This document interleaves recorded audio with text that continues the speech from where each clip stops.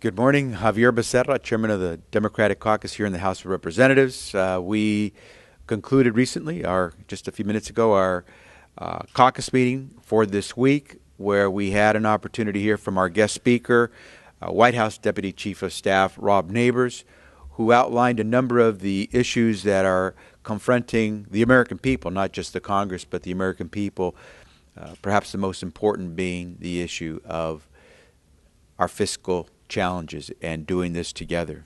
But before I get into that, I just want to, in the spirit of doing things together, make mention of our profound grief and our sincerest condolences to the 12 victims and their families of the Navy yard shooting that occurred on Monday of this week. The shooter also perished, and that makes it 13 people who died as a result of the shooter's actions.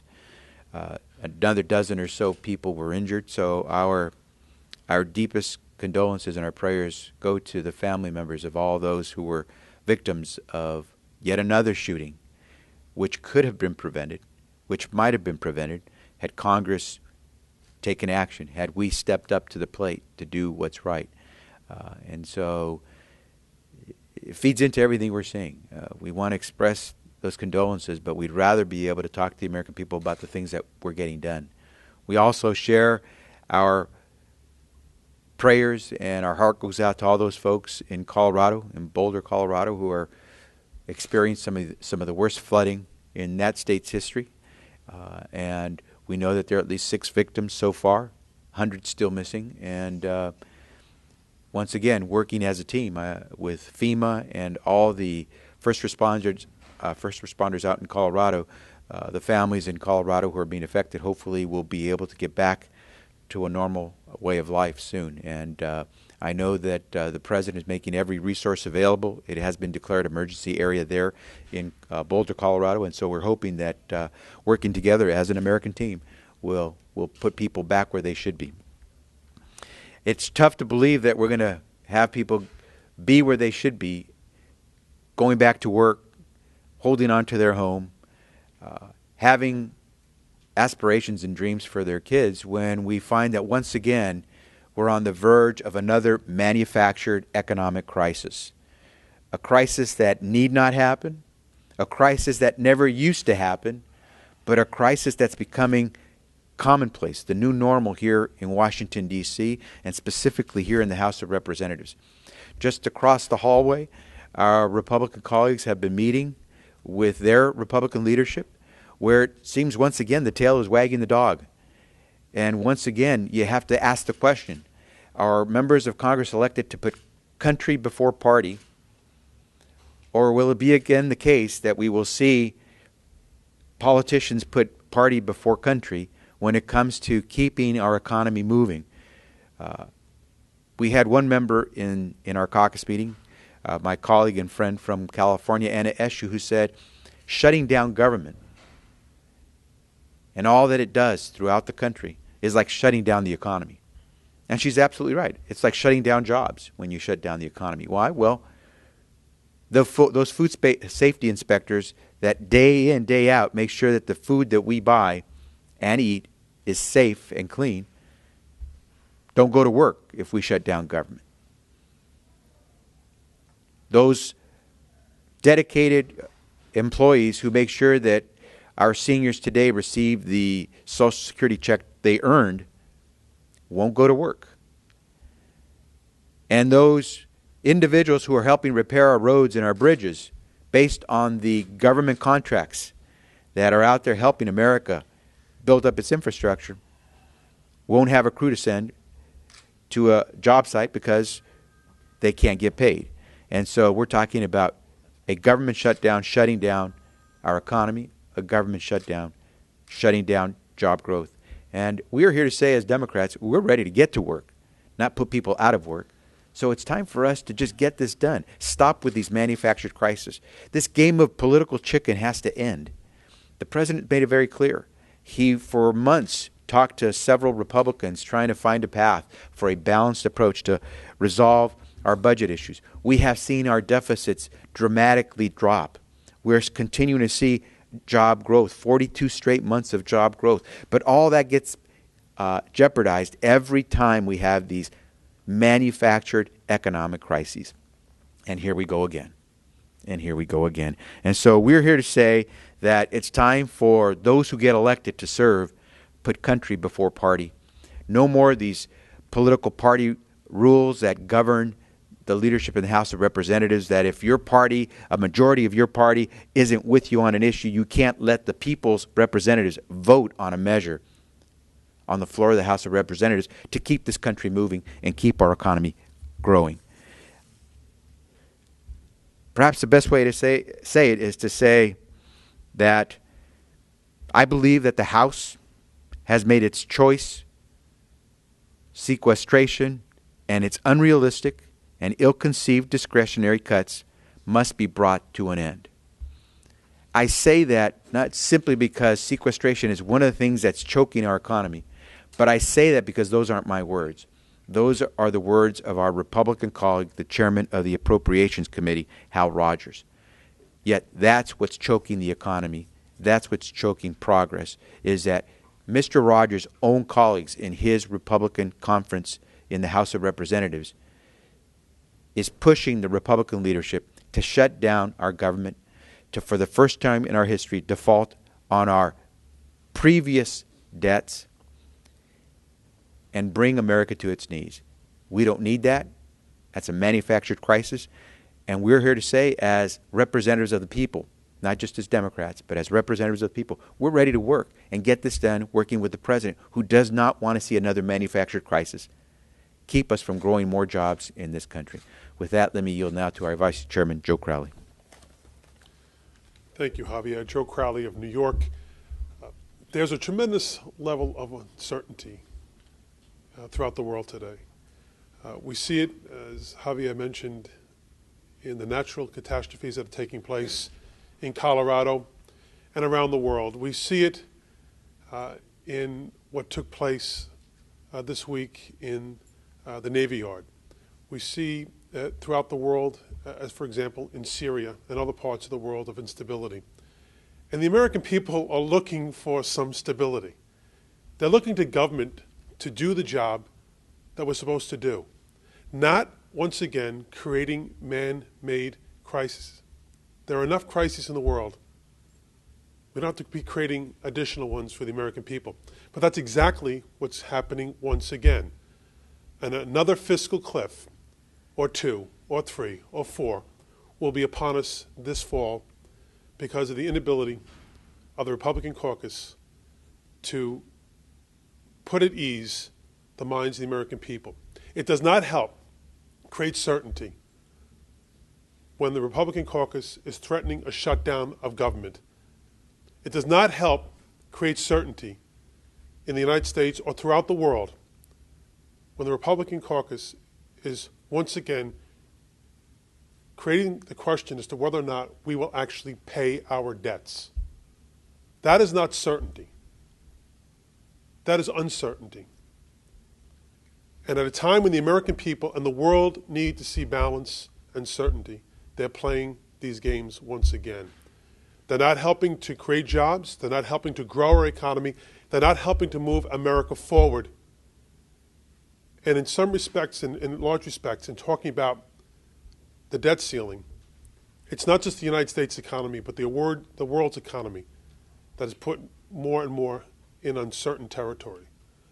So it's time for the Republican Party to get to work, to compromise, to work with us, to talk to Democrats about how we can get a bipartisan bill through the House, as opposed to a bill that has the support of the overwhelming majority of their caucus, or 218 Republicans, without talking to Democrats about a bipartisan solution to our budget, as well as how we move forward the country in terms of jobs and the economy. We have one of the things we see as a path forward is a clean vote on the debt ceiling. A clean vote on the debt ceiling, raising the debt ceiling to at least remove some of the uncertainty within our economy and within our country. And with that, we have our colleague from Vermont, who is a sponsor of a letter asking for just that. Peter Welch from Vermont. Thank you, Javier and Joe. You know, John Boehner's got the toughest job in this building, but he's got a simple choice. Does he want to lead this Congress from dysfunction to disintegration? And if he capitulates to the demands on his side to use the debt ceiling as a way to try to repeal Obamacare, something that's not going to happen, the president's made it clear he's not going to happen, and then as a result of that decision by the Republican caucus conference to plunge this country into default, that is going to have just catastrophic consequences on the economy. And by the way, a confident country pays its bills. It doesn't quibble about whether obligations already incurred will be met. And we're having this bizarre conversation around here as though it's negotiable whether we meet obligations that Congress voted for. And by the way, a lot of those are obligations that many members of both parties, but the Republican Party advocated for. The war in Iraq, the war in Afghanistan, the tax cuts in the Bush years. Are we going to meet our obligations to veterans? And the president has made it very clear that negotiating on our obligation to pay bills is off the table. The Democratic caucus supports him in that, and we're circulating a letter in an effort to get virtually the entire caucus standing behind the president on his commitment that America will pay its bills. The president's indicated, as he always has, that there's an open door when it comes to reasonable discussions. But the choice really is Mr. Boehner's. If he's going to use this tactic, unprecedented in the history of this country, to plunge this country into default, to try to get their way on an issue of concern to them, then he is going to make that decision to move his leadership from a dysfunctional Congress to a disintegrated Congress. Thank you.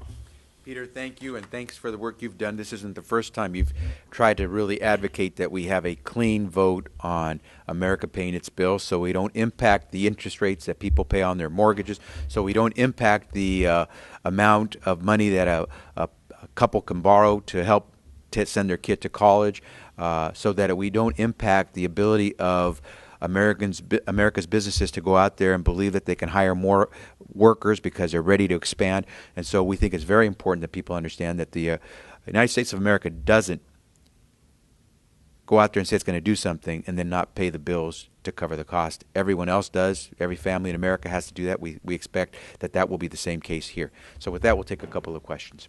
Yes. Sure, Mr. Sarah, you mentioned how this seems to be a game of political chicken.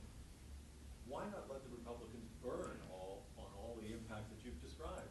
Is it hung on them in the American public's eye? It would be their fault if this didn't happen? This is not a matter of playing a game, of trying to let anyone burn, because chances are it's not the politician who's going to burn. It's all the people that the politician has sacrificed who are going to get skewered by the actions of the politicians.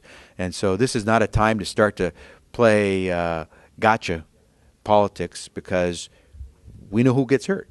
It's American jobs, so it's Americans who don't get those jobs. It's that mortgage, so Americans can't buy that home. So this is not the time to play games of gotcha or political chicken. Unfortunately, there are some folks who are intent on doing that, perhaps believe they got elected to do so.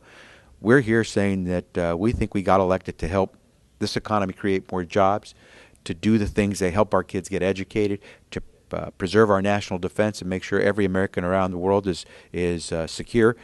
It's not to play a game of political chicken and manufacture crises every opportunity you get to try to run your social agenda through the American public. Can I just add to that? Paying our debt is not negotiable.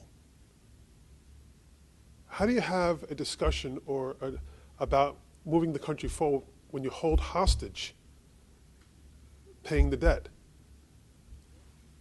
You know, it's just mind-boggling that we're at this position once again. We have to pay our debts.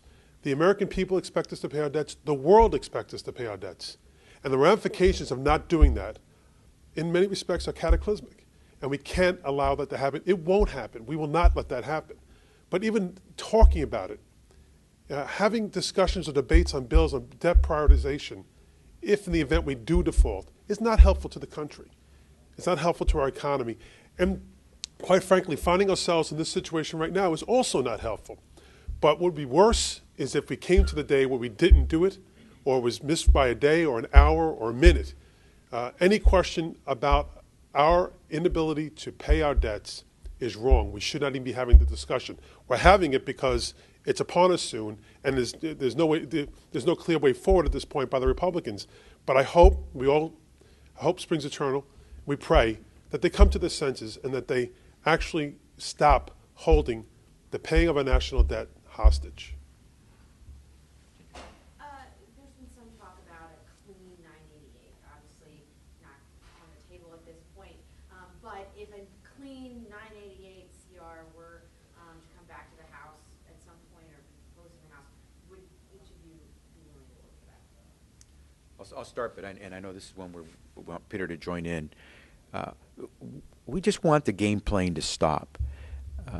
If it's a clean vote on a budget bill that keeps the economy moving, we're prepared to look at it and be supportive of something that truly does get us moving forward.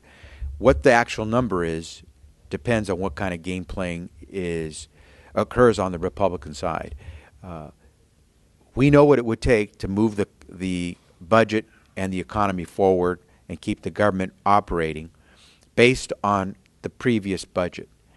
And so the numbers, people will fudge numbers and play with the numbers, but I think on the Democratic side we're saying let's put together a budget that reflects last year's budget, doesn't play games with things that harm the economy, whether it's the Republican proposed budget, whether it's things like sequester, which have already cut thousands of jobs, and we're told by the congressional office could lead to a cut of over 1 million jobs by this time next year if it stays in place. So if we can dispose with all that game playing and have a clean budget, I think Democrats are not only ready to step to the plate, but anxious to step to the plate. But a clean budget without all those gimmicks and toys that Republicans have added that are stifling the growth of the economy. Joe and Peter, let me let Peter and Joe. Well, I agree with Javier in his assessment. I also think that, as he mentioned, Hal Rogers has said that these numbers don't work for the American people. It's not just Democrats saying it; it's the Republican chair of the Appropriations Committee who's also saying it doesn't work for the American people. And that number is actually a lower number when you take into consider sequestration. We also know the Republicans aren't stopping there. They want to cut an additional $40 billion from the SNAP and from food stamps. We know that this is not the end all. So it's in the abstract, and we have to know what do we need to keep government operating to help provide growth for the country and help create the platform for job growth in this country. 988 or 967 or anything lower, we know doesn't work. We're not locking into a number, but we know that those numbers don't work for our country. Peter, you good? Yeah. Go ahead. There's word out of the GOP conference that they're planning to move the CR and vote on it on Friday with a one-year delay on Obamacare. Just wanted your reaction on that.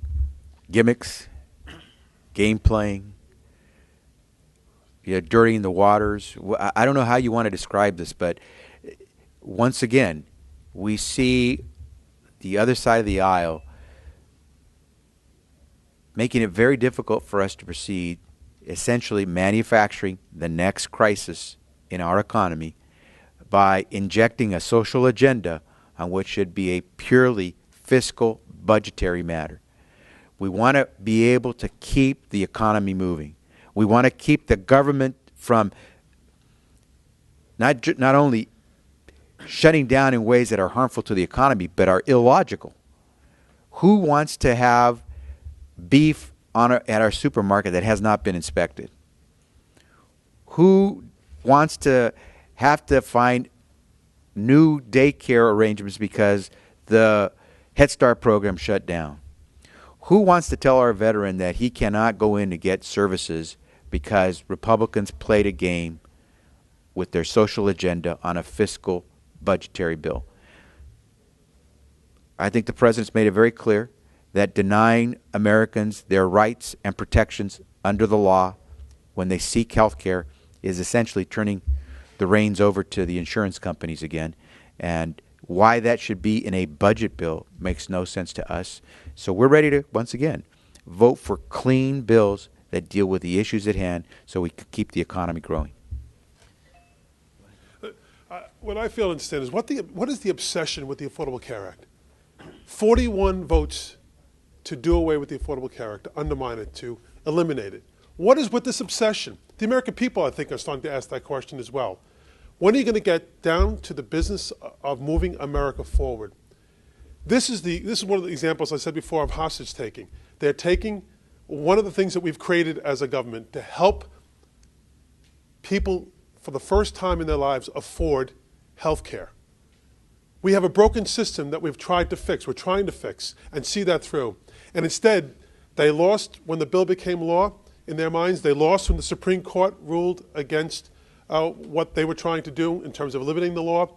And their only route now is to hold the Affordable Care Act hostage, and they're basically saying either you agree with our budget numbers, and at the same time, we kill the Affordable Care Act in order to move this forward. It's simply not acceptable. It's not the way we ought to be acting as a government.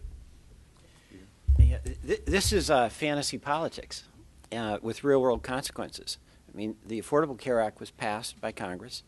It was upheld by the Supreme Court. It was a major issue in the presidential campaign. The guy against it lost. The guy for it won. The House Republicans know the Senate won't pass this fantasy.